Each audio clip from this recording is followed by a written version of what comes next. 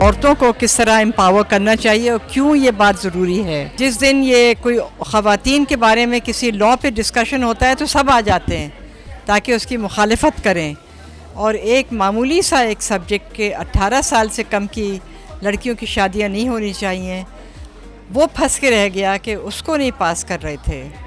تو یہ جو ہماری سوچ ہے، اور وہ میرے خیال میں یہ بھی سب نے کہا کہ اب اس کا علاج یہ ہے کہ خواتین کو علم حاصل کرنا چاہیے اور ان کو عادت پڑنی چاہیے کہ وہ انڈیپینڈنٹ لرنرز بنیں. اگر ان کو بہت اچھی بات ہے اسکول کالج میں وہ پڑھیں، لیکن اگر کسی وجہ سے وہ ایسی جگہ رہ رہی ہیں کہ موقع نہیں مل رہا تو خود جو ان میں صلاحیتیں ہیں ان کو بڑھائیں، خود تعلیم حاصل کریں، پڑھنے کا شوق پیدا کریں، کتابیں پڑھیں.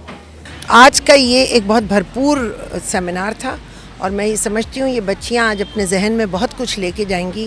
ان کے ذہن میں بہت سے سوالات تھے، ان کے جوابات ہوئے، اور یہاں یہ بات طے ہوئی کہ آج کی عورت کو بااختیار کرنا، بااختیار ہونا، فائنینشیل اس کو مضبوط ہونا ہے، ایجوکیشن اس کی پاورفل ہونا ہے، اور صحت کے اعتبار سے اس کو مضبوط ہونا ہے. یہ 2-3 اسپیکٹس ہیں.